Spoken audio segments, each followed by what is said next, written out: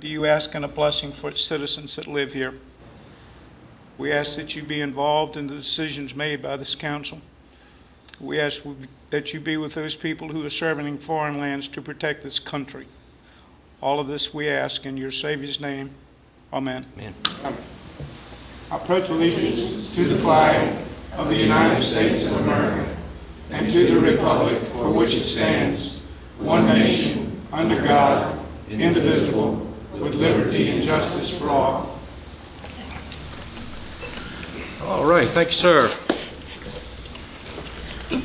First item on our agenda is our audience for visitors, and it is at this time. If there's anyone in the audience who would like to address council on any issue, we'd like to hear from you now. Mr. Green? Good to see you, buddy. See you. My name's Buddy Green. I live at 12 Evans Circle. And I'm here tonight to urge and plead with you to please do whatever it takes to get the marina project back on track and built as it was proposed 2 years ago. There's not another place in this city that fits that kind of project more than the end of Rennes Road. And there's not another project that would yield so much to the citizens of Poquoson. If you have to change our zoning ordinances, you should do it. If you have to pass a mixed-use ordinance for just Rennes Road, you should do it. Look at the benefits. A brand-new pump station at no cost to the citizens, no taxpayer dollars.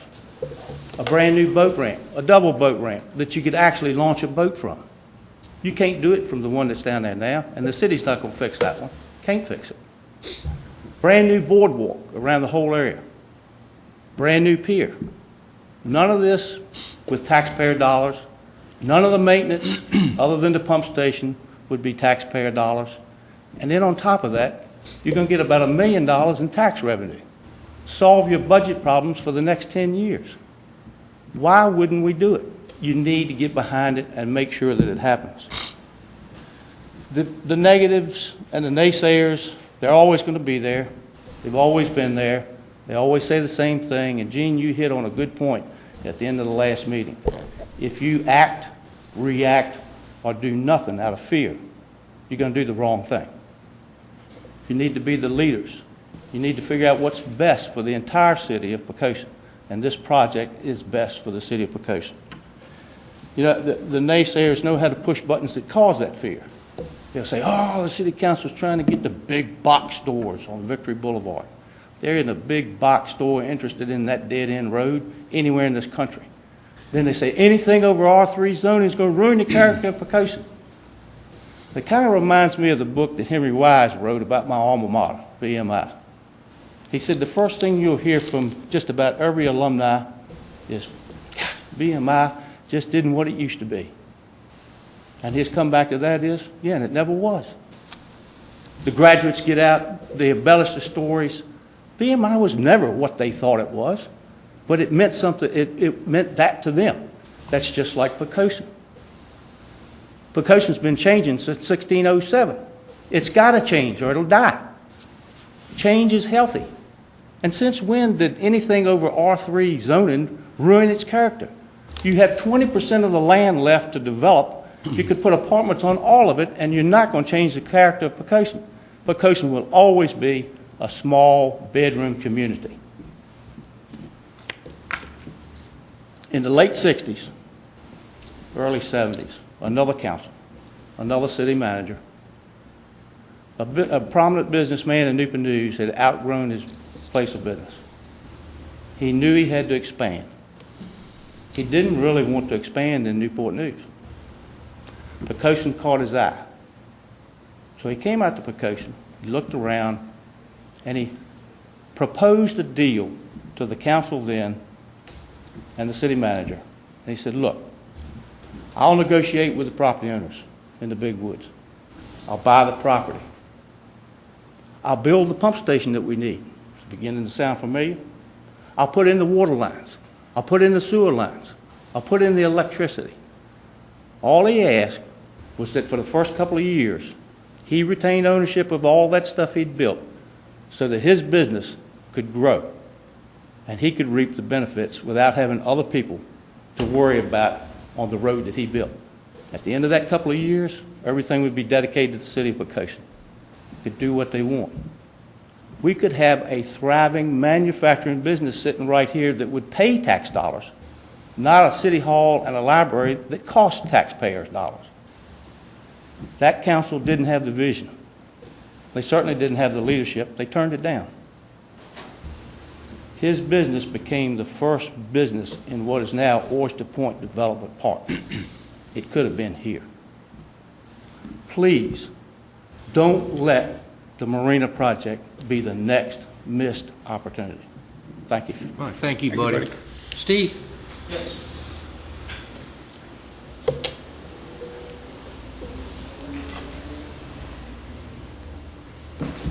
Oh, sorry about that. You're all right, man. Take Trying to your get time. close as I could. fine. Mr. Mayor, You're fine. thank you, Council. My name is Stephen Jones. I live at 44 Woodland Road, and I'm kind of upstream from the marina project that was to be. Recently, I sent an email or a letter to Mr. Mayor, voicing my, I guess, sadness, regrets, frustration, and probably some underlying anger, and how we let this get away from us. And I still today am struggling. I know I've had a couple of conversations with you, Gordon, and I'm looking for some answers. I don't, I've sat not in every meeting, but I've sat in a good number of them. I spoke at a couple of them, whether they were the BZA meetings or what have you. And I didn't think when the day was done, some point back, that we didn't have a project going forward, because I thought we did. There were some logistic issues to be worked out, and I understood that. But somehow, and I'm not going to blame the council, and I'm not going to blame the developer, but we've let that get away from us. And to me, it seems like we were so close, not too far back.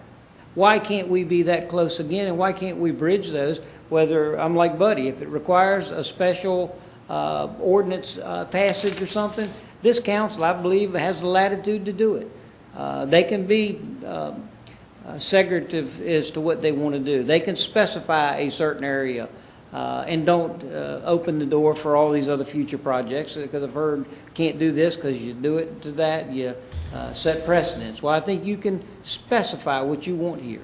I think you can make any exceptions. You can meet in the middle and make a project work as they proposed, or as close to as they proposed. And I encourage the council to move in that direction, not punt it to 6 months down the road, 3 months down the road. I've heard everybody say, oh, well, they're not going to do anything. We got elections and we got all this other stuff.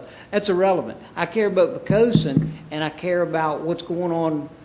My taxes go up, your taxes go up. This was a win-win for the city, and it's not happening. Now, if the builder goes and does what some of the things I've heard, how many hundred children now are going to be in our school systems that probably weren't going to be here based on this particular project? So we've gone from maybe $1 million worth of extra revenue to the city, to now the city having to maybe buy and fund 3 or 4 more teachers in our system.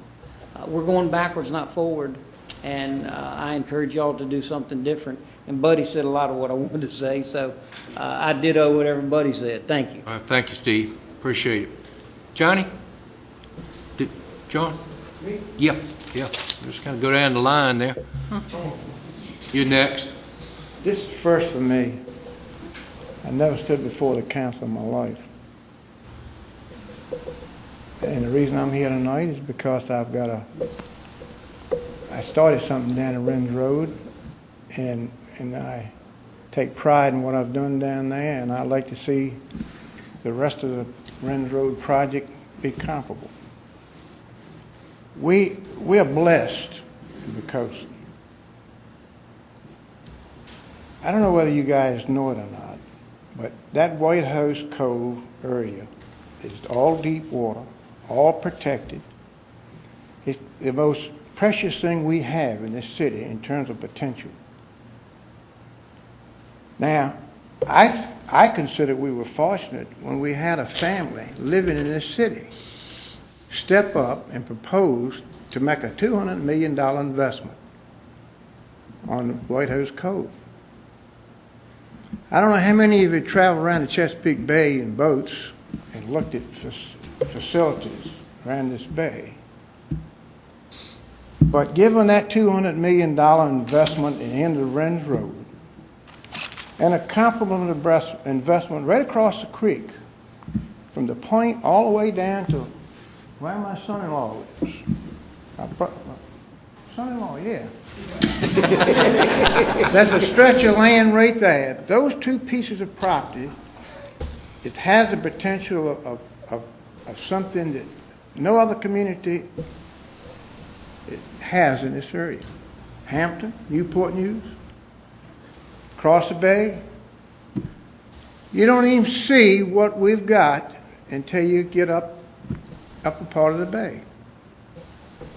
And it's got to be a win-win situation for the city. I can't see how it can be a loser. Particularly when you got your own home people doing this. So I don't want to get into the taxes. I don't want to get into the burden on the road system.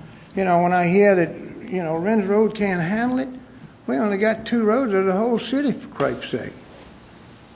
You know, if we got a problem, that's where the problem's going to be. It ain't going to be on Wren's Road.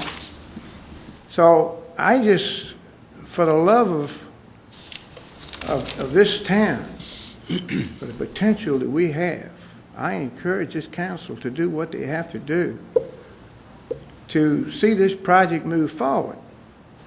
I was down at Wren's Road when Dave Carpenter started. He started small. And everything he did down there, for the most part, and he did a lot of things that weren't approved, but everything was approved by the council. And you see what we've got. And, you know, it's just been here lately that we're regressing back to where it was. It just disturbs me to no end. And I just want to get that project back on track if at all possible. And I'd like to see you guys do whatever you can to get it back on track. I don't want to see what's going to happen down there, what they're talking about, because I think it'll be another 40, 50 years before that's corrected. You know, we're at a point now where we can fix what happened down there. You can go down there and it's terrible. The bull kids are falling down. It's terrible. You guys can fix what has happened, and I encourage you to do it. Hey, John, thanks. Appreciate it. Anybody else? Carlos?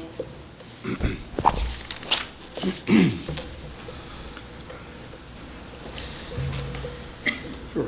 My name is Crosby Forrest, and I live at One Island Court. I'm here tonight to point out the missed opportunity the city had of a high-quality plan for the Wren's Road waterfront and potentially other areas such as Browns Neck Road and Essex Point. The Wren's Road project had a positive tax impact to the city of around $1.3 million per year and an added one-time boost of $700,000. To put this in perspective, the proposed residential units at White House Cove were projected to generate $800,000 annually in real estate taxes alone, enough to support 326 students, and $600,000 yearly for other city services such as school debt, fire departments, fire and rescue, or any other capital projects that the city may have. All of these projects would support the entire citizenry of Poquoson, and that's a huge miss. An additional $600,000 could have been expected to be received annually from the sales tax, personal property tax, and utility fees to be paid to the city. The proposed project would have had an annual positive tax impact to the city of 8.6% to the community's residential tax assessment, and an additional $700,000 estimated one-time fees to the city for the services that the city would be rendering to support the project. While listening to the last city council meeting, I observed that all of you expressed support for the withdrawing project. Some of you, that's true.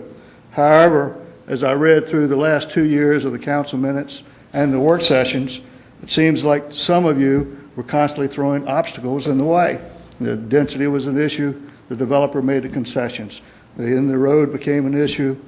That was thrown up. The boat ramp became an issue. Parking became an issue. It seemed like every few months there was a new issue that was surfacing, mostly from you guys. So these are roadblocks, and basically they're stop-and-go tactics that after 5 years, this developer said, I've had enough. I have to quit. I can't continue with my family resources to support this project while you guys hem-haw and decide what you want to do. In addition to being a direct cause of the withdrawal, the city has now, with its newly adopted comprehensive plan, essentially closed the door on the other projects.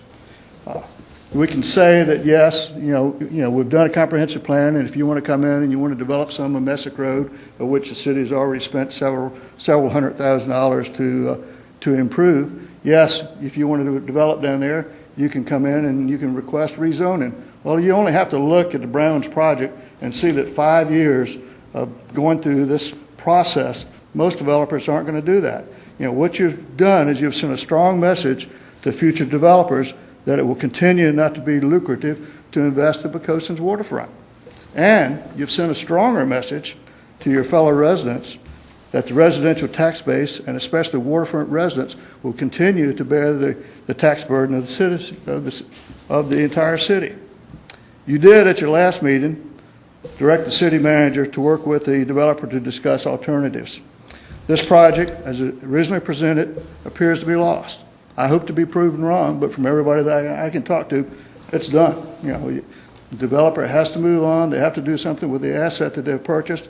They've got to start getting some proceeds back, and it can't continue to be a continual monetary drain on them. However, it's my hope that the city will move forward with appropriate ordinance revisions during the next few weeks and months that will assist this developer and other developer to potentially develop these properties, the Renz Road project, the Messick Road project, and possibly even something on Browns Neck Road for possible mixed-use waterfront. So it's up to you folks. You've had the ball for 5 years now. The developers said, I've had enough. I've got to pull out. But don't consider it a lost cause. Let's try to redeem something. We're not going to get back $1.5 million that we were looking at a year and a half ago. We're probably not going to get back $1 million. We're probably not going to get $500,000. And what's being proposed today, 70 prefabricated homes, call them what you want, prefabricated modular homes, whatever it is, it's going to be a drain on the city. It's not going to be a positive impact. The place that's there now is an eyesore, always has been, was when I was on city council, and then we have a developer come in that wants to spend $100 million of his company's money in order to improve something in the city, and this council essentially, with their inactions over 5 years, have said no. Thank you, Mr. Mayor. All right, Cross, thank you. Thanks for the emails, Cross, as well. Anybody else? Okay. Let's move on to the adoption of our minutes. We have two sessions. If we could take those individually, please. Mr. Mayor, I make a motion to approve the regular session dated September 28, 2009. All right. Second. Okay, we have a motion made and seconded. We adopt the regular session minutes from September the 28th, 2009. Any concerns, comments, questions regarding those minutes? If not, Ms. Wheaton, please. Councilwoman Crawford. Aye. Councilman Hunt. Aye. Councilman Holloway. Aye. Councilman Krieger. Abstain. Councilman Freeman. Aye. Councilman Marie. Aye. And Mayor Helser. Aye. Mr. Mayor, the motion carried by a vote of 6-0 with one abstention. All right, thank you, Judy. And the work session, please. Mr. Mayor, I'd like to move that we approve the minutes of the work session of September 28, 2009 as amended. Okay. Second. All right, motion made and seconded. We adopt the work session minutes as well. Any concerns, comments regarding those? If not, Judy, please. Councilman Holloway. Aye. Councilman Freeman. Aye. Councilman Marie. Aye. Councilwoman Crawford. Aye. Councilman Krieger. Abstain. Councilman Hunt. Aye. And Mayor Helser. Aye. Mr. Mayor, the motion carried by a vote of 6-0 with one abstention. Thank you, ma'am. Let's move on to new business. The first item is resolution authorizing award of a contract for phone services and voicemail. Randy? Mr. Mayor, what this item is, the council may be aware that I know you're aware, that we've been experiencing problems with our voicemail system for some time. Part of that is that we were using a Verizon product that was no longer being rolled out by Verizon and barely supported. It was, in fact, due to end its support through Verizon quite a while ago. In updating that contract as part of our overall process of making sure our contracts are in good shape, we identified that there were some state contracts that we could ride, which would provide us an enhanced service and save us a considerable amount of money at the same time. So what we have, and Teresa Owens worked with me to do this. In fact, she did most of the heavy lifting on it. Is a contract that would allow us to move forward using the best possible rates that Verizon has under the state contract, and to move forward expeditiously to get off of our existing voicemail platform, which is due to terminate completely its service to Verizon at the end of October or shortly thereafter. This contract, unlike most that you see, doesn't require you to spend any money. It actually resets the table and will position us to save approximately $40,000 a year on an annual basis. All right, so thank you very much. Any questions of Randy? Anybody prepare with a motion? Mr. Mayor, I make a motion we adopt the resolution authorizing the contract for phone services and voicemail. Second. All right, we have a motion made and seconded that we adopt the resolution. Are there comments or questions regarding the resolution? If not, Judy, please. Councilman Marie? Aye. Councilman Freeman? Aye. Councilman Krieger? Aye. Councilman Holloway? Aye. Councilman Hunt? Aye. Councilwoman Crawford? Aye. Mayor Helser? Aye. Mr. Mayor, the motion carried by a vote of 7-0. All right, thank you, Judy. Let's move on to item 2, sewer pump station number 2. Randy, comments? Mr. Mayor, our second new business item this evening relates to the sewer pump station number 2. As the council is aware, several months ago, the city put in place a temporary moratorium to new connections based on the fact that our system capacity had eroded to the point that we needed to do bypass pumping or pump and haul even during moderate rain events. These types of things are typically done only in an emergency situation, and for us, moderate rain became that level of need to deal with a temporary solution. So the city put in place a temporary moratorium. However, at that time, continued to allow single lot connections. As we've progressed further, the council has completed its work on both the 2010 CIP and budget, and we find ourselves now at the point where we need guidance from the council.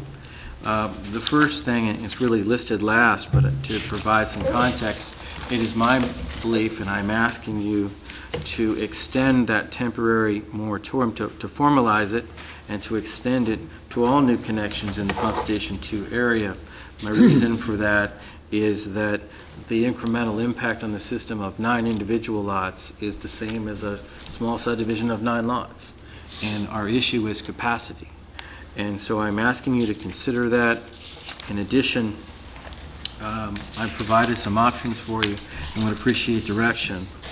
First of those options, and there is a resolution, or it could be an ordinance, a resolution for each one of these. But the first is to go ahead and instruct us to issue the public debt.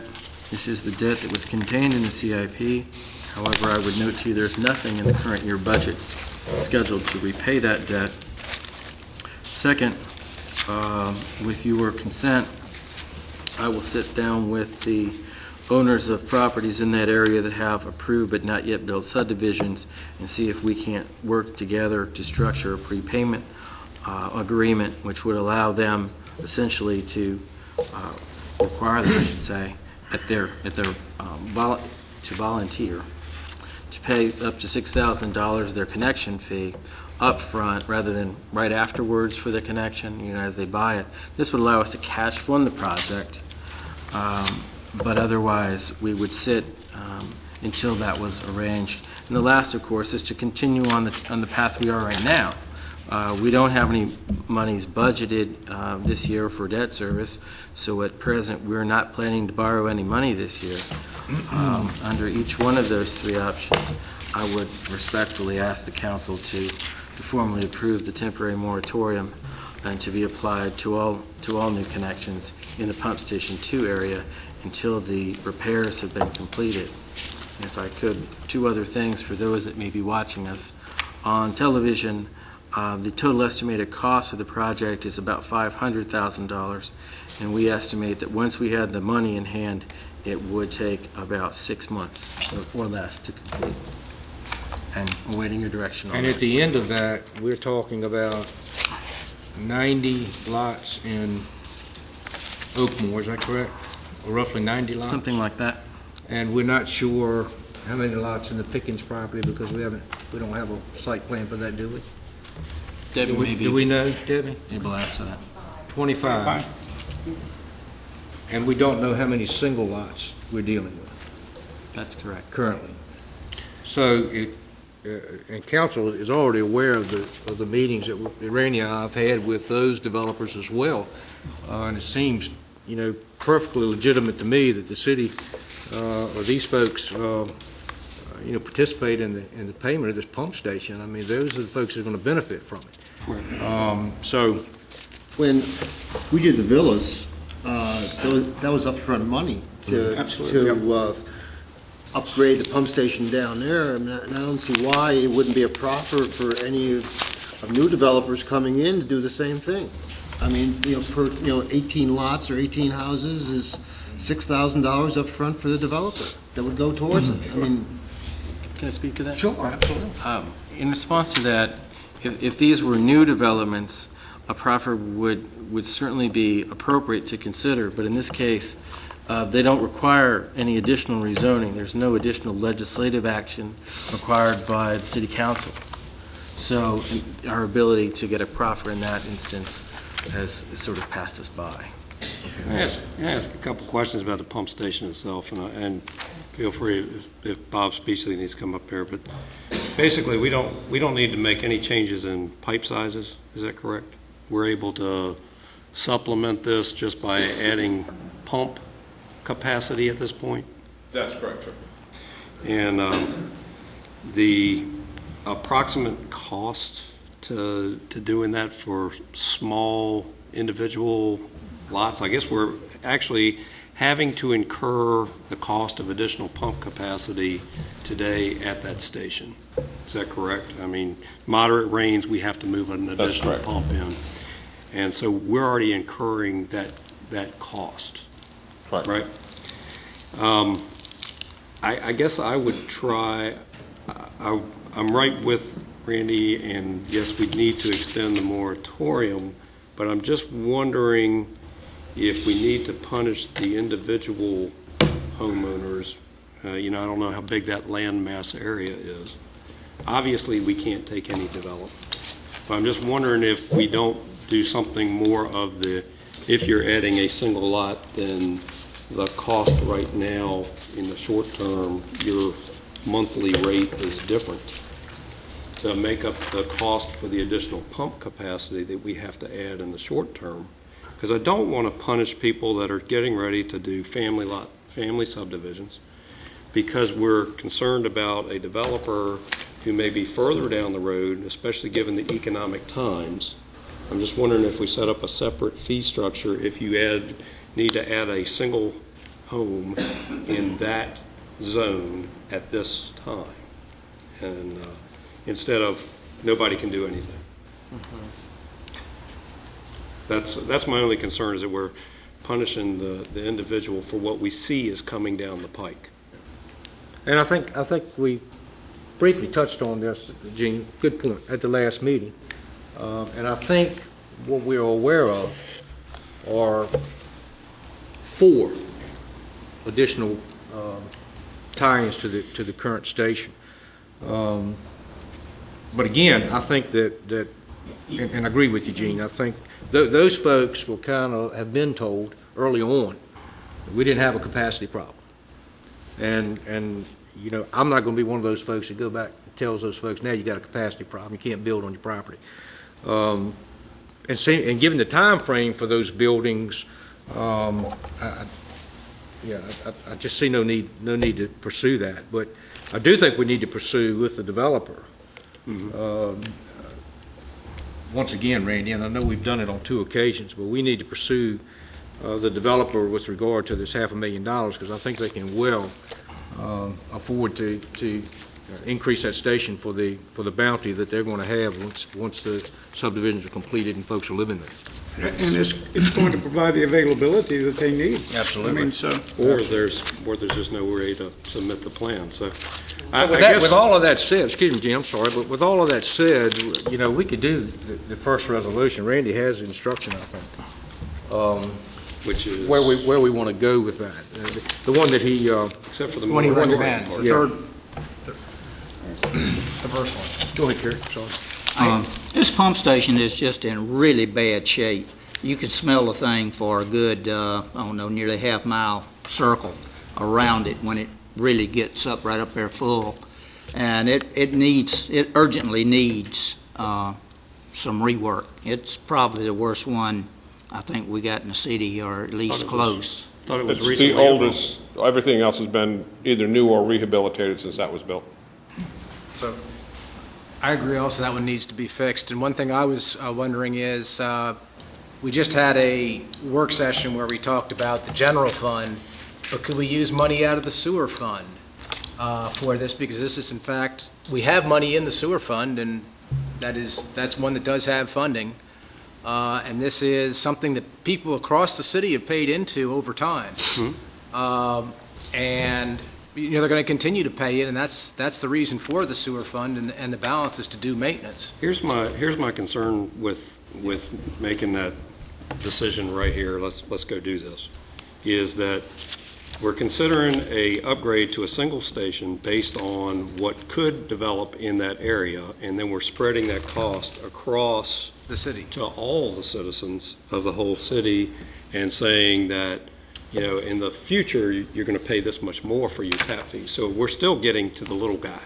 We're still hitting the, and all I'm saying is, I hear what Randy's saying about a moratorium. Mm-hmm. And I think we recognize that there's some additional cost to using the pump station in a manner, but we've already got a method, and we're already incurring that cost. And yes, certainly if there's repairs to be done. But I think we'd be quick to say nobody can do anything else in the western end of the city on individual lots. I'm saying the moratorium should be more of, it's going to cost this much more for you to do something, and I don't know exactly how that plan lays out. And I'm not sure we can lay it out here at the table. Oh, no, I'm not looking to lay anything out tonight. I do agree that we should put the moratorium on for single-family lots as Randy proposed. But if you could also look at the sewer fund and see if we could work some of that in somehow, because it's my recollection that was that's the healthiest fund we have. And then also work in a structure for, think about something where additional lots that come online that are being serviced by this would pay more. Somehow distribute the monies around and come up with a plan. And I'm not saying that's the right answer. I'm just saying that I think that doesn't seem fair. I think we're too quick, after not really having discussed it, to do a whole lot of anything except for to encourage the city manager to continue to negotiate with that. And the moratorium should continue to be on any new development, not including single lots, until we have the right answer. Okay, other comments? Wayne? Just make one comment to you, is that, and I do not know the answer to the question that I'm posing, but we are under a court order relative to our system and the required upgrades. And I do not know the effect of continuing to allow somebody to tie into a pump station for which we already know that there's inadequate service. We already know that during moderate rainstorm, there is a potential for an overflow.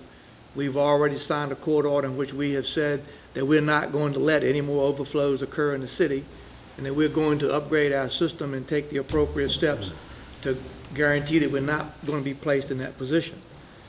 Mr. Speechley's been to a whole lot more of these meetings than I have. I've been to just enough of them to be dangerous. But we have an attorney who is representing us in this matter.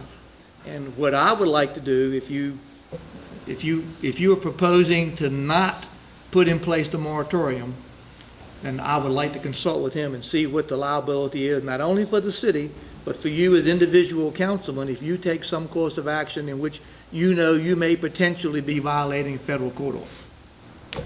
And I agree entirely. That's the reason he's at the end of the table, man. That's exactly right. That's why I think it makes sense for the consent order to be the one where we stop all development, including the single families. And I didn't until we get negotiate that a consent answer. order. I've read it. I've been all through it. But, you know, I mean, this is not a 2-page quickie document. It's a substantial. The consent, the pump station capacity that we're suffering is during moderate storms. Is the system itself, if it was fully operational without the in leakage, No, sir. it was It's above still its capacity? above its capacity. Okay. And we've known that this pump station needs rehabbing, you know, Right. and we need to move forward with doing that. Now, the revenue to pay for that, you know, I think we have a couple of options. And, you know, but I think we need to go forward. I definitely think we need to go forward on this one. Where we're going to get the money on Let's that. ask the manager then to examine the sewer fund. I realize that there are some funds there. Also realize that's not the only station that we're having some issues with.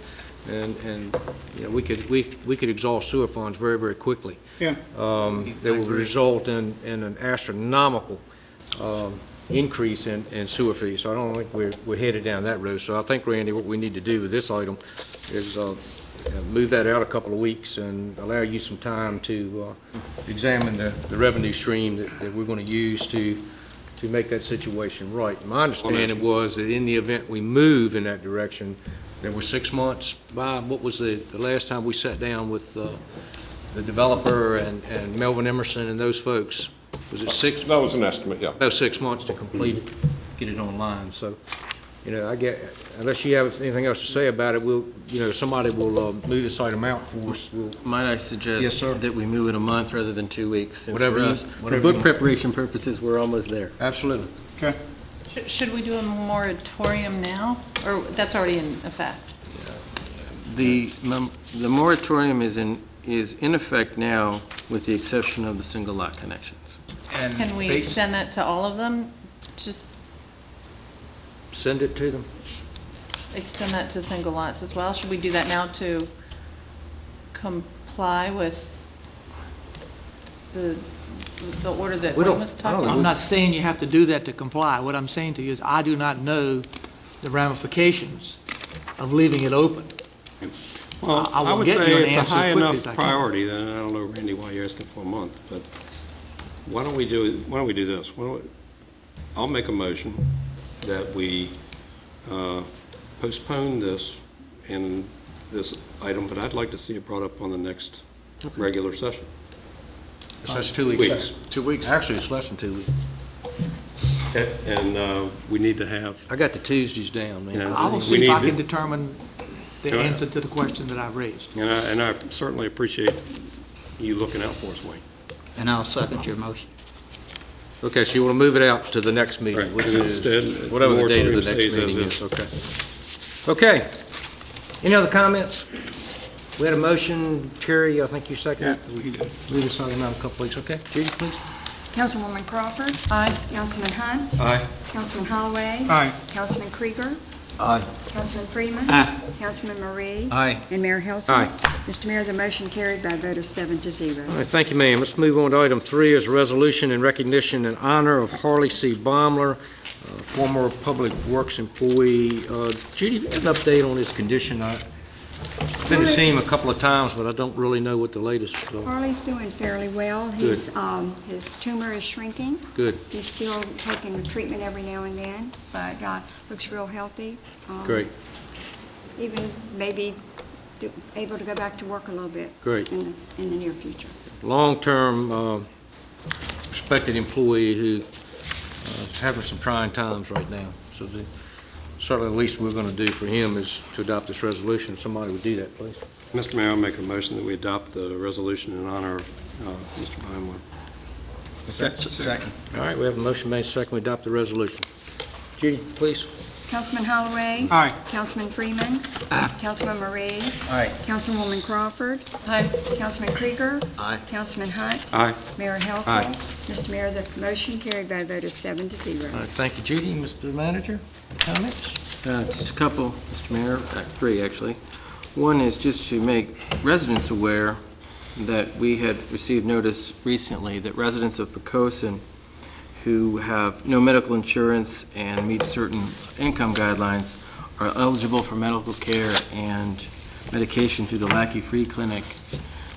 If there are persons in the community that need that service, you can contact the city manager's office to get information. We can also help you if you need a ride there as well. In addition to that, we spoke at the last meeting about the desire to get the health department van back on a regular rotation, and beginning December this year, they'll be back on that rotation and stay on it. So I appreciate their helpfulness, and just a reminder to the council, I will be on annual leave tomorrow, accompanying my son to Jamestown for a field trip. So I will be chaperoning children. I will not be goofing off. All right. Okay. Tom, any comments? Oh, a couple. The first is on Saturday, had a very successful MPS run. The Clarks put on the Clarks and everyone else involved put on a really good show as usual, raised over $12,000. I think they're up over $100,000 now total. They've raised for MPS, which of course Mackenzie is afflicted with. Very, very good event, community event. And then I'd also like to say the workboat race I thought was very well done, as it always is, and very well put on. We got a big time coming up. Looking forward to the seafood festival, and Kiwanis is going to be selling bulk barbecue for the first time. So we have bulk available. Had to get that plug in. And then from the people who talked earlier today, I'd like to address just a little bit of what you said, give you that courtesy since you took your time out to come tonight and talk. Do appreciate your comments. I always have appreciated your comments. I support as we talked about last time, the city manager going ahead and talking with the developer to see what we can get going, working forward. A couple of things. The first is that it is true that there has been hard times in the housing market, and it was about 20 months after we agreed to the contract with the developer, before the developer came in with a partial site plan, and at no time did the city change anything.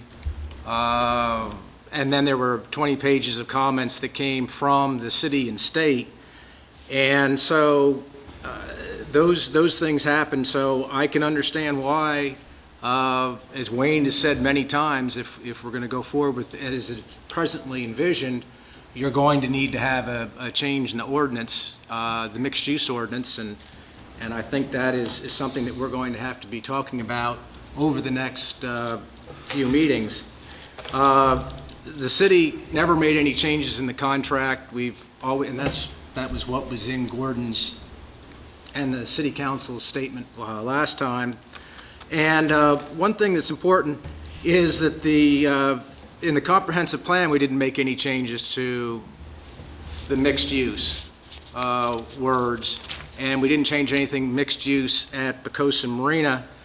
One thing that is important to realize about our comprehensive plan is it's essentially the same as what we've had for a long time, and it does allow for a lot of growth and change to occur in the city. Nobody wants the city to stay just the way it is.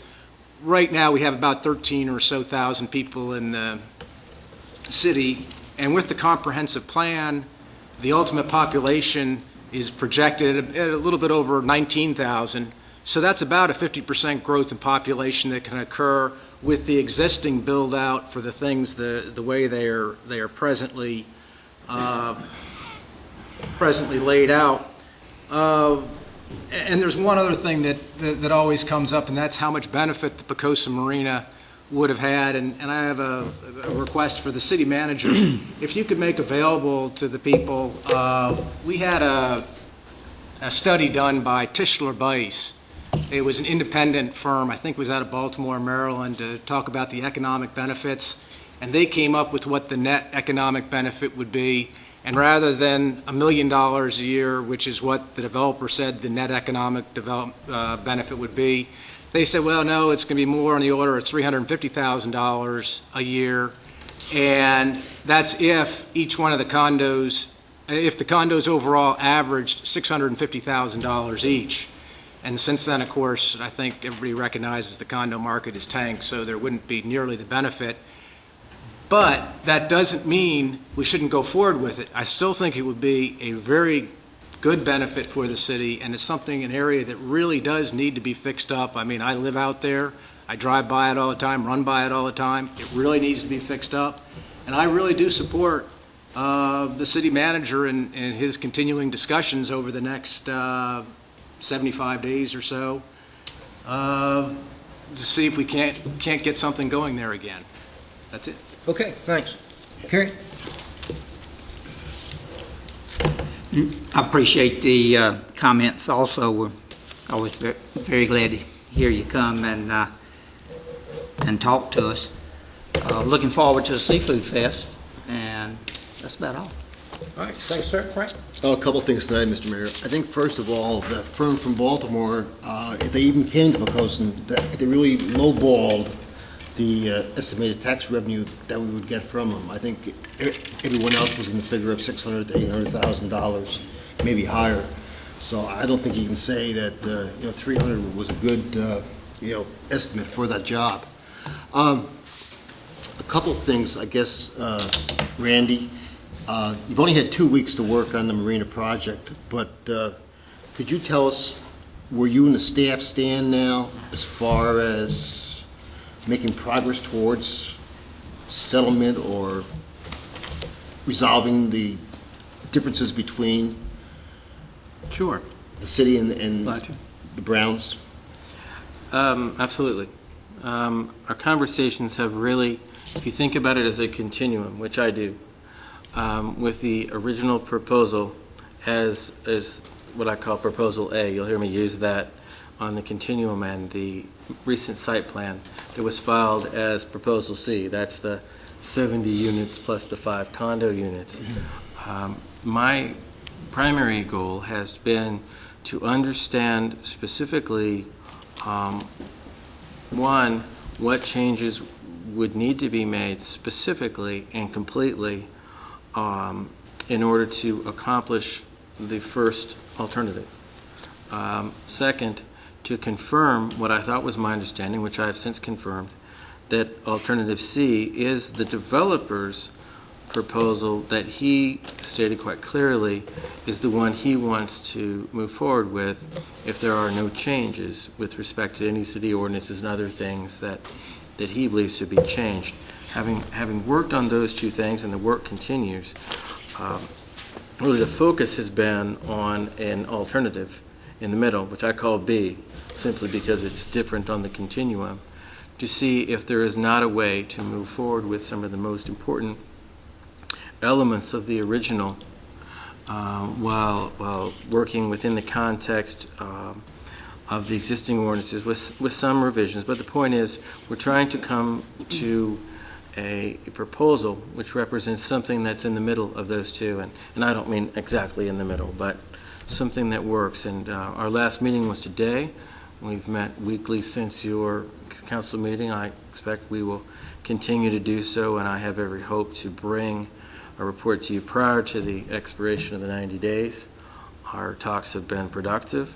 They continue, and I'm expecting the next installment of that as an email from Mr. Brown within the next couple of days, putting down in writing some of the concepts we talked about today.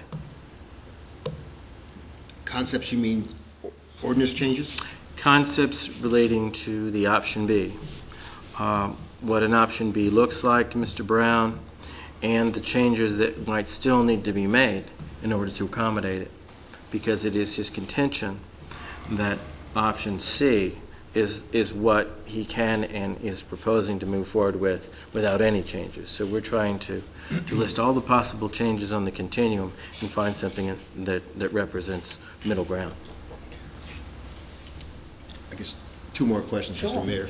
One, the a violation on the James C. Moore property down there with all the concrete. Has the city given them a deadline of how many days to get that stuff out? There is a written report. Let me get it for you. I saw it here, but I didn't see a time frame. Well, I'm sorry, you're Ms. Vest right. can speak to it, but Not to it's exceed 60 days. 60 days beginning from October 15th. I'm sorry, okay.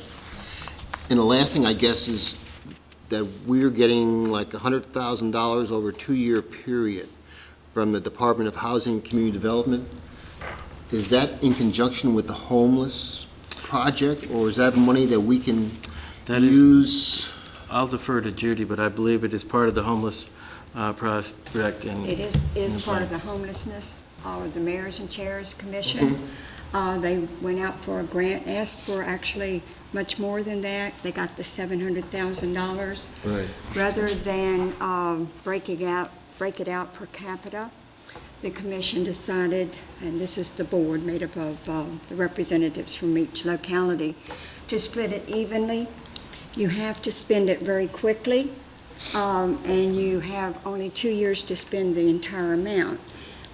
We've decided that at the 6 months out, we will make a decision on how we're spending the monies, and if a locality is not spending all of their monies, we'll reallocate it amongst the localities on the commission. So this is going to be used for things other than putting people in shelters. It's geared to bring people out of shelters, make them self-sufficient. It'll be used to pay for rent, buy food. It does not pay mortgages on homes that they own, but it's to make people be self-sufficient, keep them out of shelters, bring them out of shelters. It will probably be for a 3 to 6 month period. Okay. And these funds will be used, we're going to be collaborating with all other agencies that provide assistance so that we can use all kinds of monies and get the best bang for our buck. So if they're being provided money for food from one pot, but that money can be used for something that this money can't be used to, we're going to be shuffling monies around. I got a call this summer from Cheryl Ferreira, York Poquoson Social Services. 2 homes in Poquoson. One needed fumigating real bad because of an overcome of bugs and whatever. And the second, they had no heating, air conditioning. Would these 2 cases fall under your criteria, or is it too soon to say? It's too soon to say. We're in there, be developing the policies for the expenditure of their monies, but there are funds at social services that will accommodate the heating and air conditioning. They do have funds there that take care of the fumigation problems, yes, in their social services funds, and that's how they're going to be shifting this money around. This is strictly for those who are susceptible to being homeless because they can't pay their bills. They're going to be kicked out of their apartment or whatever.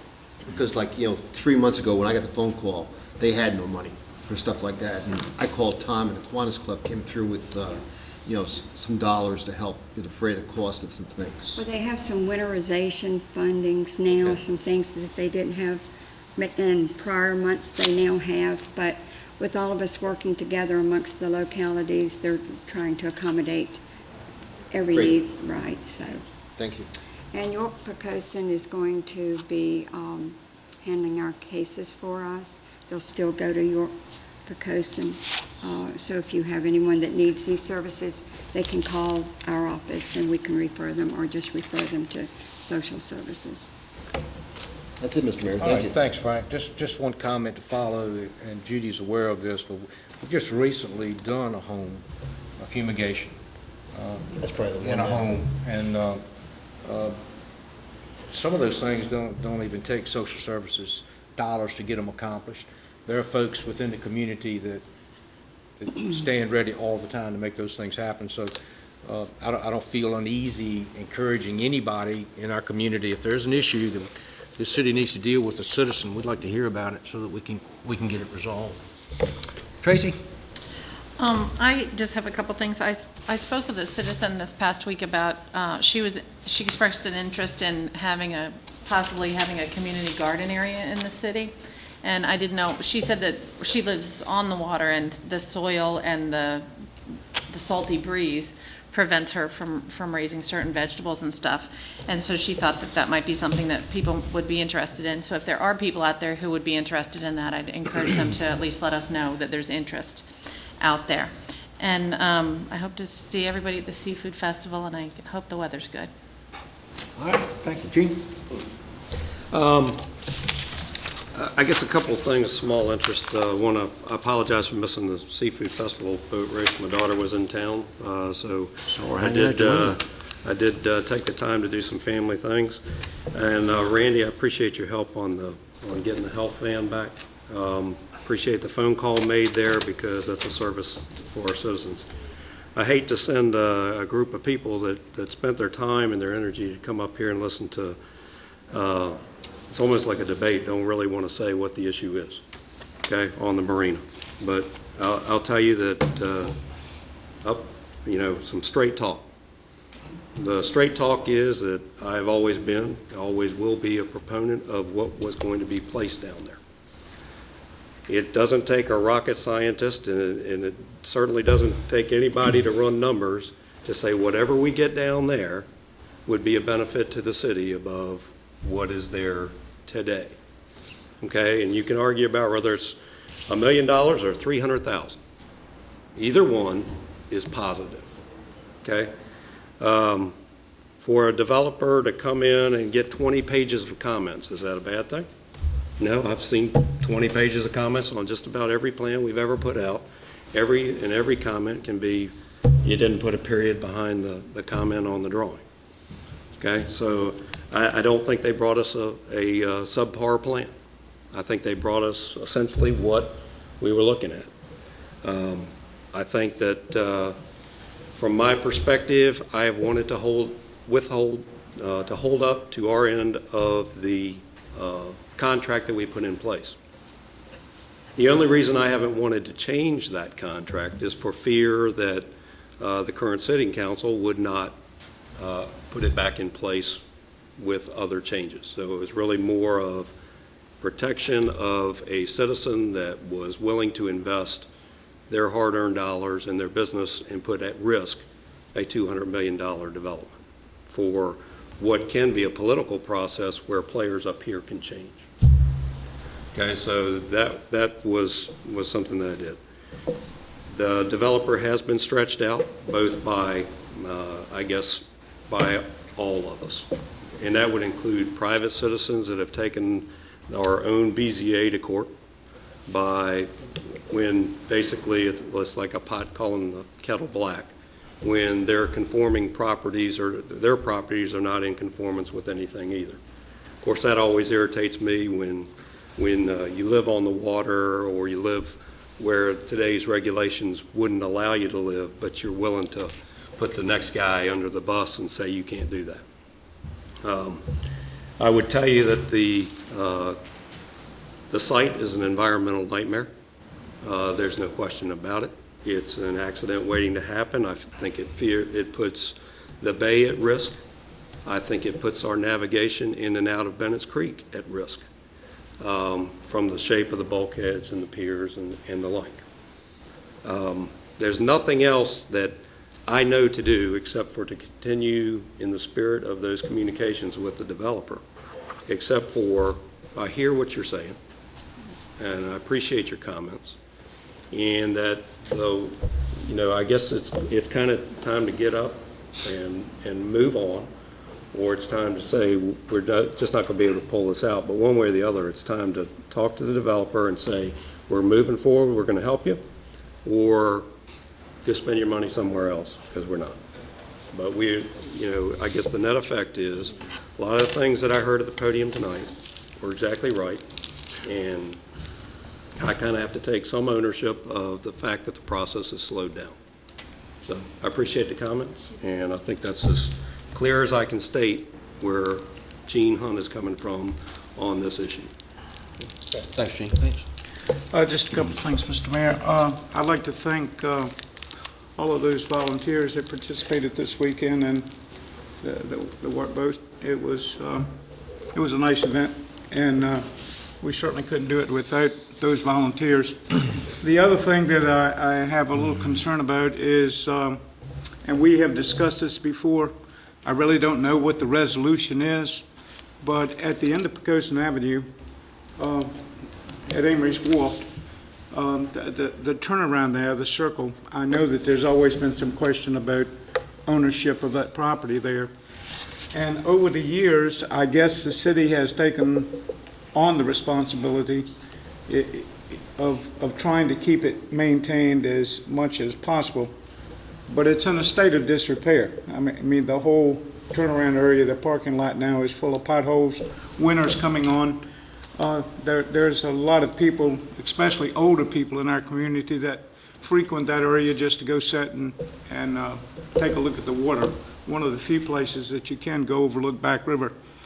I would like for the city manager, if he could, to try to take a look at that again and see if there's a possibility that we can either go in and repair or try to look at land acquisition to try to get the property where we can pave that properly. I know all of us have talked about that piece of property in the past. There is an abandoned building that sits there now. It like the rest of that area, because no one lives there, is continuing to deteriorate. And before too long, it's going to be, especially in a hard winter, it's going to be to the point that people can't drive down Poquoson Avenue and turn around there. So if the manager could bring us something back on that, I'd appreciate it. Sure. Be glad to. You do that, Randy? Yes, sir. Okay. Anybody else anything? Let's make a few comments regarding the marina, because I think it's appropriate. Buddy, you and I have talked many, many times about the marina, and to each of you, Steve, I've talked to you. I'm not sure if I've talked to the gentleman in the blue shirt, but I know I've talked to Johnny and I've talked to John. Most of you I did get in touch with, and I talked to one of Crawl's sons. What's kind of exciting tonight is, number one, we've, I think for probably the first time, have heard the other side of the story. And it's certainly not that this council does not agree with what each and every one of you said here tonight, because I think we do, and I think we stated that clearly in the statement that I read at the last meeting. I'm really not happy with option 2 or option 3. If we're going to do something, allow something to be done at the end of Wren's Road, then there certainly needs to be the original plan. That's what we approved a couple of years ago from a conceptual standpoint, and I think that's where we ought to be moving.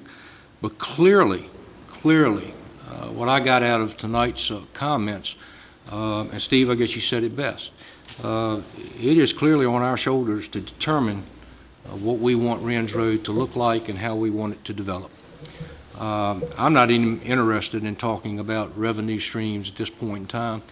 The fact of the matter is, and each one of you that has spoken here tonight have done it very well, it's an environmental nightmare. There's no question about it. Are we solely responsible for all of the delay? I can't accept all of that. I'm sorry. I think Gene hit the nail on the head. Do I share 1/7 of the lag? Yes, I do. But I think I've got good grounds for that to stand on. However, what we need to do now is move on. I think that's what you're asking us to do.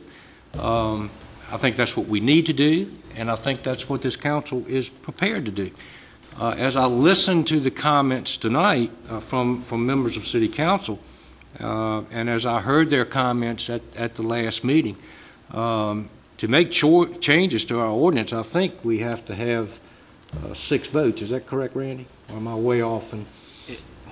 There are certain things that you may change that will require 6 votes. And my point is that from our last meeting to this meeting, I've heard those 6 voices.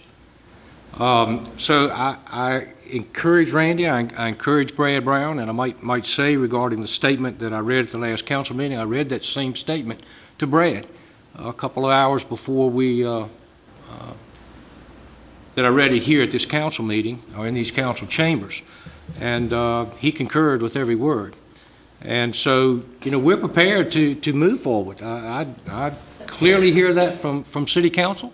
The manager is doing what we've asked him to do. We would encourage the Brown family to stay with option one, or plan one, I should say. I personally think that's the best use of the property. That's their call. That's their call. It's not our call. But, we will work with them moving forward. And we don't need to lose touch with those folks that are very supportive of this project. And we do. We do lose touch. It's impossible for us to stay on top of every email and every phone call while we try. But this particular group tonight, you were very responsive to me, and I'm sure to other members of council. I hope we were responsive to you, as we should be. And, I would rather you not have to come back here 60 days, 90 days down the road and come to the podium again and we still have no resolution. And so we'll work toward that resolution as a city council. And if I've misstated somebody's opinion, if I've misstated the feelings of this council, please say so now, because it's fair that these people hear it, and it's fair that the television audience hears it. I think if we're so unified in seeing this project carried out, I would say to the city manager to bring those ordinances forward to us so we can vote on them and get them approved and get the project going. I'd like to say you may not be hearing me right, because I don't know what ordinances we're talking about to change. So I can't say that I'm prepared to vote to change something just because I'm confused. No, we're a little fast, I think, because we don't understand that. Yeah, we're a little fast, and you certainly need to understand those ordinance changes. My point is that what I've heard at the last council meeting and what I've heard tonight indicate to me that some of those changes could take effect because we've got enough, we have the right number of members of council to make those changes, is my point. We still have a contract to deal with. I don't know where that is in the scheme of things, and Wayne's not prepared tonight to go into contract. But we do have a legally binding contract, as I understand it. We're not real sure where we are regarding that contract, and that has to be worked out. Tom, go ahead. Yeah, my position is still pretty much the same, and that is I can support some ordinance changes, but I still think the density that they had out there, the height, et cetera, especially the height, was too high. And I think that when they get through and they have to follow the Ches Bay Act and stay out of the RPA and not build on the ground that is not impervious right now, and various other things, the number is going to come down. I think there are certain requirements that are going to need to be followed. However, I could support some changes to the ordinance over what there is. So what I'm saying is I support the middle, not the middle of the road, but some modification, but not all of the way. Because I don't think, as I've said before, I didn't think that what was in Exhibit A of the contract was consistent with all of the local, state and local rules, including the Ches Bay Act. Okay. So. Okay. But one thing I want to stress here is that this is a chicken and the egg discussion. We're not here as the City Council of the City of Poquoson to rule on Chesapeake Bay ordinances. We're not here to rule on what the Army Corps may or may not approve. We're not here to talk about what DEQ may or may not approve. Everybody wants the final say. All the council of the City of Poquoson can do is support the contract that we have put in place, and that there are some judgment calls in there that we have left to the city manager to say things are in conformance, or generally in conformance with the plan. And I mean, that's basically the words we wrote in there, generally in conformance with the plan. That there's no exact science to development. There's no exact science to where each building sits. And all we have is a composite plan of what we envision. and a composite drawing that the developer has put in. It is up to city staff to tell us whether they are generally in conformance with what we expected to receive, and then we can move forward. I'm not waiting for the Chesapeake Bay ordinance, you may be exactly right, Tom. They may say, you know what, you can't put those buildings there. That's not us. Okay? And I don't like to be put in a position where the developer, because that's why we don't get any development in the city of Poquoson, is because we wait for everybody else to do their job and then say, you know what, now we can approve it. No, we need to do our job, stay in our lane, and do the business of the city of Poquoson, and let DEQ do their business, and let the Chesapeake Bay people do their business, and then you get the right answer, because we have the controls in place. It's not the city of Poquoson enforces state and local and regulations. Okay? We continue to. You can, We can- y'all we can can continue agree to on. disagree. So- You know, the bottom line is that we do have a responsibility, and we need to carry that responsibility forward. And I'm certainly ready to be part of that. Okay? Anything else? We're good. Wayne? Okay. Judy, anything? Randy, anything else? Good, thank you. When is your next meeting with Brad next week? You We doing it on haven't a week? scheduled a time yet, but we have Okay. been meeting But it's weekly. Tuesdays at 8. Okay. So we'll. All right, good. Okay. We will accept a motion So moved. to adjourn. Thank you. Second. Motion made and seconded, we adjourn. Ms. Wiggins, please. Councilwoman Crawford. Aye. Councilman Hunt. Aye. Councilman Holloway. Aye. Councilman Krieger. Aye. Councilman Freeman. Aye. Councilman Marie. Aye. And Mayor Helsing. Aye. Mr. Mayor, the motion carries by a vote of 7-0. Thank you, ma'am, and we are adjourned. And I thought it was going to be a